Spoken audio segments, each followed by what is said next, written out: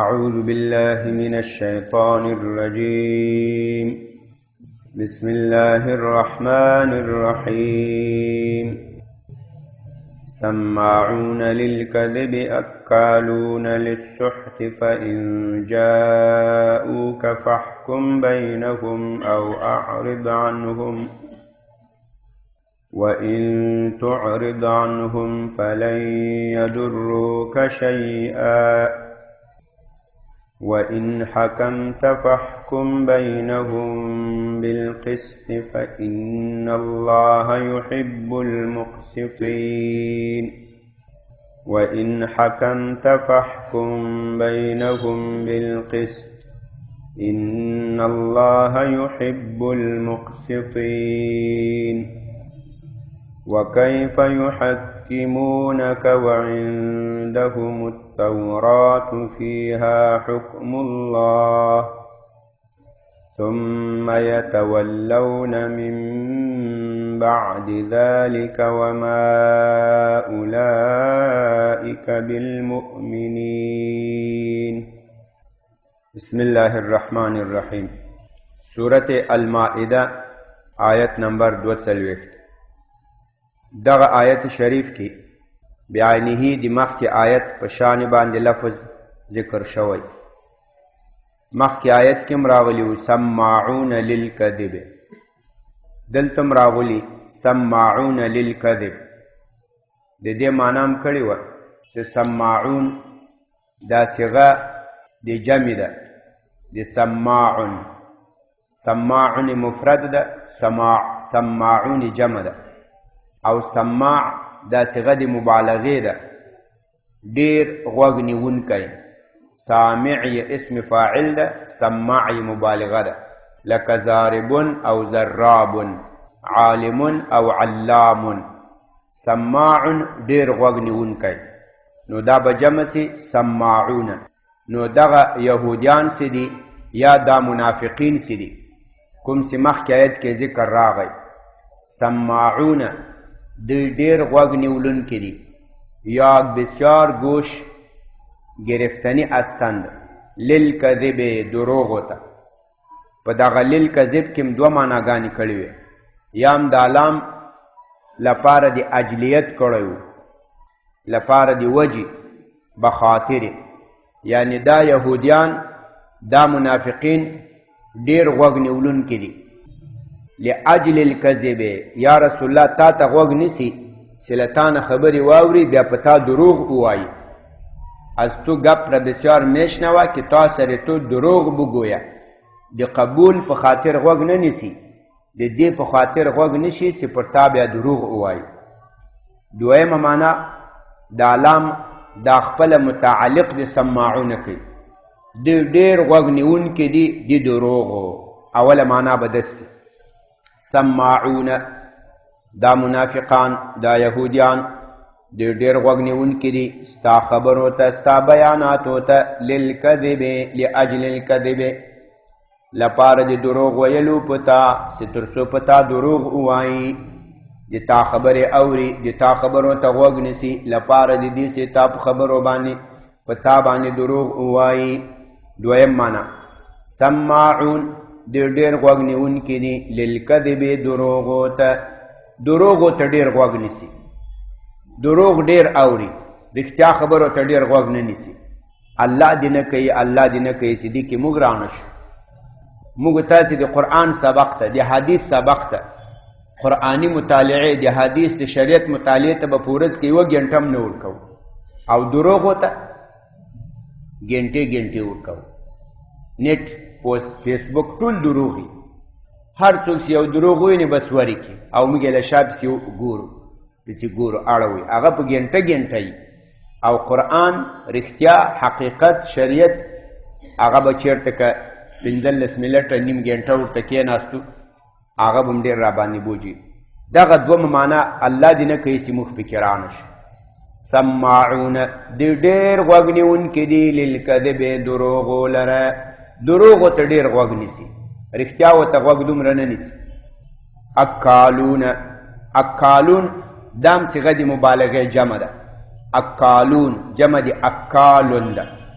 اکال دا مبالغه ده لکه ضراب، اسم فاعل آکل راځي خوړونکی، لکه ضارب. اکال ډیر خوړونکی، ډیر خوړونکی دي یا بسیار خورنده هستند.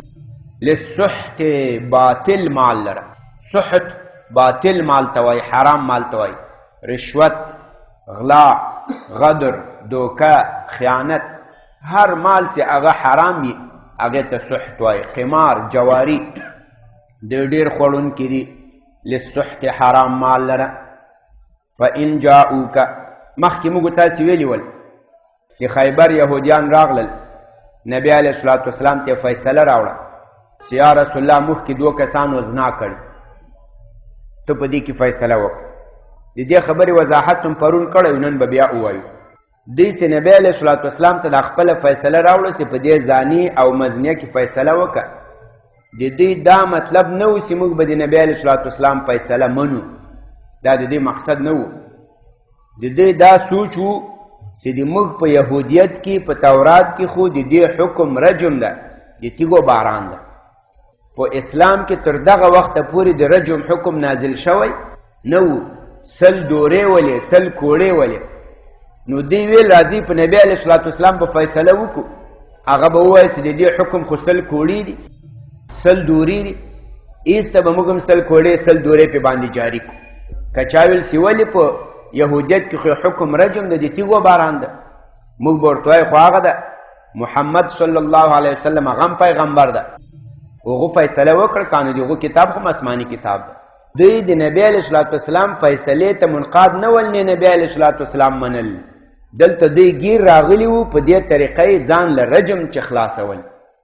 هغه نبی علیه الصلاة والسلام ته جبریل علیه السلام وحی وکړه، هغه ورته وویل چې دوی چې کله تا ته راسي ته ورته وایې چې په تورات کې د دې څه حکم ده. دی دروغ ویل چې په تورات کې خو حکم دا ده چې مخې ورته تور که پخری سور که کور په کور یې ګرځوه. نبی علیه الصلاة والسلام ویل دروغ مه وایاست. ورسې د فدک ابن سوریا راولي، هغه یې راوستل، هغو ته نبی علیه السلام سخت سخت قسمونه ورکړه، وایي ته ما ته رښتیا ووایه چې د دې زانیې مزنیې د زناکار سړي د زناکارې ښځې څه حکم ده. هغه ورته ویل وایي داسې سخت قسمونه دې راکړو، اوس که زه دروغ ووایم زه یریږم چې الله مې ونه سوځوي په دنیا باندې، نو زه تا ته رښتیا وایم. په تورات کې هم د دې حکم هغه رجم و، د تیږو باران و. نو هغه ورته وویل چې دې حکم رجم و، خو موږ د ځینې مشرانو لپاره دا حکم پټ کړو. نبی علیه الصلاة والسلام بیا د دې زناکار سړی زناکاره ښځه په هغې د رجم حکم جاري کړو. نو دلته الله تعالی وایي که دا خلک تا ته راغلو چې موږ ته فیصله وکړه، نو د تا خوښه ده که دوی ته فیصله کوي که نه کوي. دوی تا ته کوم تاوان نسي رسولی، که فیصله وکړیم تا ته تاوان نسي رسولی، او که فیصله ورته ونه کړیم دوی تا باندې څه تکلیف نسي راوستی. فإن جاءوک، نو که چېرته راغلل دا یهودیان، فاحکم بینهم، فیصله وکړه د دوی مابین کې، او اعرض عنهم، یا مخ واړوله دوی نه. اعرض یعرض اعراض، مخ اړول انکار کول، د دوی له فیصلې نه انکار وکړه، دوی ته ووایه چې زه تاسو ته فیصله نه کوم.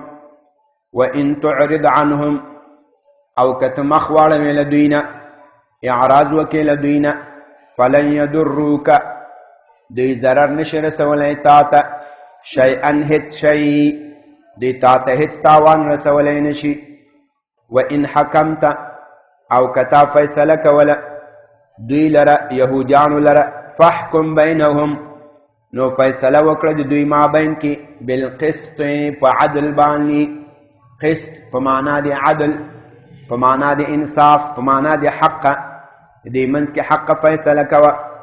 ان الله، یقینا الله تعالی، یحب المقسطین، مقسطین، یقینا الله تعالی مینه محبت کوي، المقسطین، لعادلانو سره. مقسطین دام صيغه اسم فاعل جمع ده، اقسط يقسط اقساط، فهو مقسط په معنا د عدل سره، مقسط په معنا د عادل، مقسطین عادلین. یقینا الله تعالی محبت کوي المقسطین، لعدل کوونکو سره. اوس الله تعالی دې خبرې وضاحت کوي. الله تعالی نبی علیه الصلاة والسلام ته وایي ای نبی علیه الصلاة والسلام دې تا حکم نه ګرځوي، دې که ته حکم ګرځولی خو مطلب داسې په تا به یقین و باور درلود، داسې د قرآن په شان آسماني کتاب خو له دوی سره سته کانو تورات، دوی هغه مني نه کانو دوی تورات نه مني، نو چې تورات نه مني دا به څنګه ومني دا قرآن؟ خو دا خو هم دغه په شان آسماني کتاب ده. نو تا ته ولې فیصله راوړي؟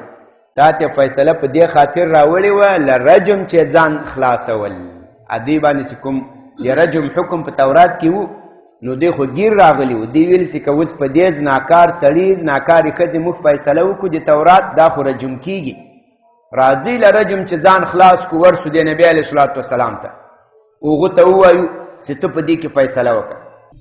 په اسلام کې تر دغه وخته پورې رجم نه و نازل، صرف کوړې ولې دورې ولې، نو دی ویل نبی اسلام به دورو فیصله وکړي موږ به له رجم چې خلاص که چاړه تل سواله که په تورات هم عملونه کړو موږ ورته وایو چې قرآن هم آسماني کتاب ده په هغو هم عمل وکړو. دا اسې خپله ګټې په دې کې لیدلی، نور دا حکم نه ټاکي. الله تعالی وایي وکیف یحکمونک، او څنګه به دوی یحکمونک تا حکم وګرځوي، تا به څرنګه فیصله کوونکی وګرځوي. حکم یحکم تحکیم باب د تفعیل ده، یو سړی په ځان باندې فیصله کوونکی ګرځول، یو څوک خپل حکم ګرځول خپل حاکم ګرځول، دی به څنګه تا فیصله کوونکی وګرځوي. وعندهم التورات، او دی سره آسماني کتاب تورات ده، فیها حکم الله، په تورات کې د الله تعالی حکم دی. دی په تورات عمل نه کوي، نو په هغو عمل نه کوي، تا په فیصله به څنګه عمل وکړي؟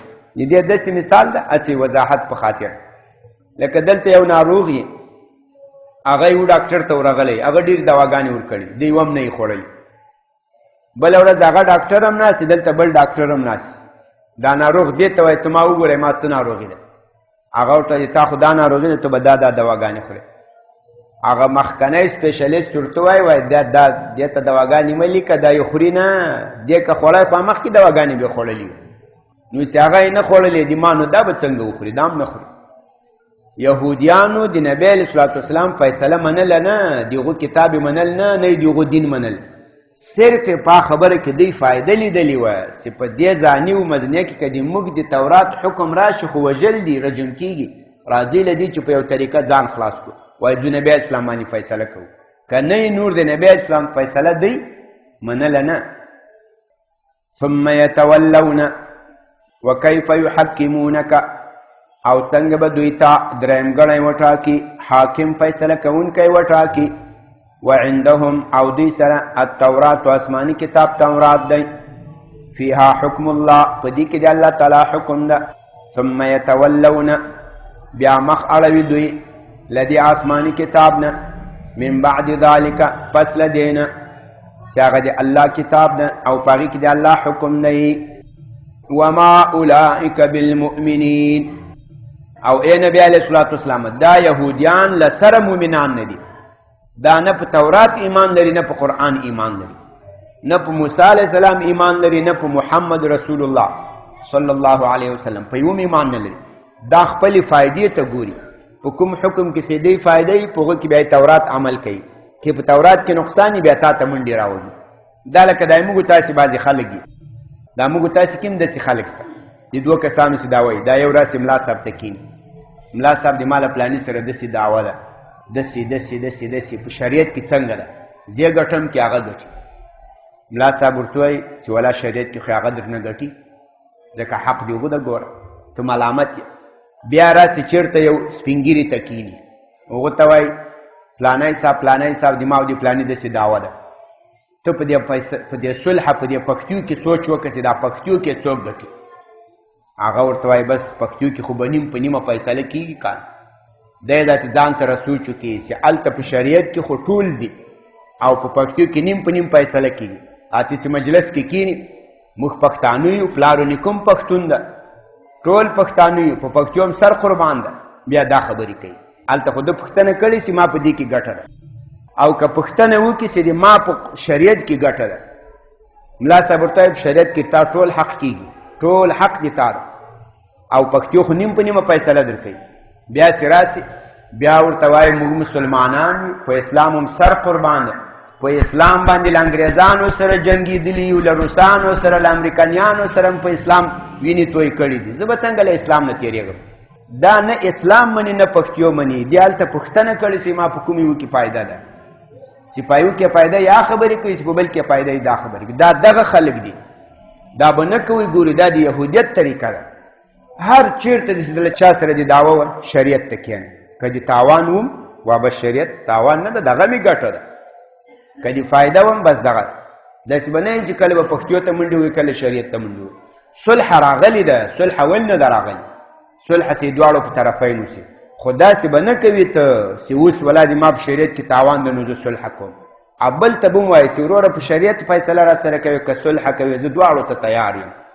بس که دیم کوي دا کوي شریعت ما د شرعي صلح د سره کوم. دا صلح نه چې په هغو کې خلاف د شرع کومه خبره اوسي.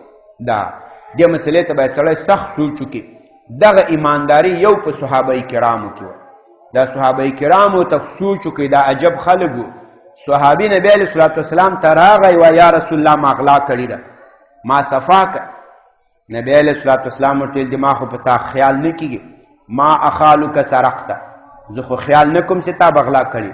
و یا رسول الله سرقتو، غلا مې کړي. دو ځلې اقرار وکړو. نبی علیه السلام وایي دا بوځئ، اذهبوا به فاقطعوه، بوځئ لاس یې ورته پرې کړئ او بېرته ما ته راولئ. رای اوس لاس یې ورته پرې کړو. نبی اسلام په حضور کې کېنول، وایي تب الی الله واستغفره، الله ته توبه وکړه، له الله نه معافي وغواړه. وایي اتوب الی الله واستغفره. یو ویښته یې په طبیعت کې تغییر نه ده راغلی او لاس یې کټ شوی او په خپل اقرار کړی. ګواهان مواهان نه وو، پولیسو پوجانو نه ده راوستی. داسې به د الله حکم ته تابعدار وي، منقاد وي. په یو صحابي باندې حد جاري سو، معاذ بن مالک باندې ازنا حد، خپل اقرار حد ته جاري سو. ټولو د مدینې خلکو ولیدل. سبا بله زنانه راغله، امرأة من الغامد، و یا رسول الله طهرني، د ما صفایي وکړ په زنا کې. نبی علیه الصلاة والسلام ورته وایي ځه زنا به دې نه یې کړي، هسې به چېرته له کوم سړي سره څملاستلي یې، چېرته به کوم سړي سره لګېدلي یې. و یا رسول الله که د تا دا مطلب وي چې ما به 4 وارې واپس کوې، ځم به راځم به 4 ځلې که چا اقرار وکړو تو به واپس کوې، 4 دفعه تو رد می کنی. و یا رسول الله ما که ماعز غوندې 4 ځلې واپس کوې خدا مه کوه. حامله یم، حامله ده، حامله زنانه حامله ده. وایي څوک حامله ده؟ وایي زه حامله یم. وایي نو بیا خو بلکل په تا حد نه جاري کوو، بیا خو دې بچی در سره مړ کېږي. زه لاړه چې بچی دې وزېږول، لاړه نه په بندیخانه کې ده، نه په جیلخانه کې، نه قیدخانه کې. اته نه 10 میاشتې وروسته راغلی. وایي یا رسول الله بچی خو مې دا پیدا شو، اوس حد پې را جاري کړه. وایي اوس خو بلکل نه جاري کوو چې تا مړه کو بچی دې پرېږدي. لاړ شه چې بچی له شپیو نه بیل سي. 2 کاله تللي وه، 2 کاله وروسته بچی په غېږ کې د وچه روټۍ په لاس کې ده. وایي یا رسول الله وګوره روټۍ خوري. انصاري ته وویل یو بل صحابي ته چې دا بچی واخله ته ساتنه کفالت کوه، په دې باندې حد جاري کو. ګوره یو وارې 9 میاشتې تللي وه، بیا 2 کاله تللي وه، څه کم 3 کاله راغلو. 3 کاله وروسته هم دا له خپلې خبرې نه دا اورېدلې. دغو ته ایمان وایي، د الله فیصلې ته به داسې منقاد کېږي. داسې نه چې ګټه دي و بیا وایي زه خو په اسلام مې سر قربان ده، او چې تاوان دي و بیا خو زه پښتون وم، نیکه مې هم پښتون وم. دا د دغو خلکو ایمان ده، دا د یهودو ایمان ده. الله وایي دا فیصلې نه کوي. ای نبي علیه الصلاة والسلام نه دوی د الله حکم مني، نه دوی مؤمنان دي. دوی اوس خپلې ګټې ته ګوري. هلته زاني و مزنیه رجم کېږي، له رجم چې ځان خلاصوي. اوس تا ته راغلي، اوس نور په تا فیصلې نه کوي. تر همدې چې پورې بس. سبحان ربك رب العزة عما يصفون وسلام على المرسلين والحمد لله رب العالمين. یا الله د قرآن کریم دا ترجمه او تفسیر خپل حضور قبول و منظور کې، که څه زیادت و نقصان شوی ته موږ ته معافي وکړې. یا الله د تا قرآن، د تا د نبی علیه الصلاة والسلام احادیث و شریعت و اسلام دې ته تابعدار و منقاد وګرځوې. یا الله قرآن او دین ته په زړونو کې ځای راکړې. یا الله د قرآن مخالفینو مه جوړوي، د قرآن د حکم مخالفینو مه جوړوي، د قرآن د فیصلو مخالفینو مه جوړوي. یا الله له ظالمانه له غیر شرعي فیصلو حکمونو نوم وساتې. دنیا او آخرت سعادت هم نصیب کې. بچیان لورګانې ټول راته نیکان صالحان کې. عزت و پردم په دنیا او آخرت باندې خوندي کې. وصلی الله تعالی علی خیر.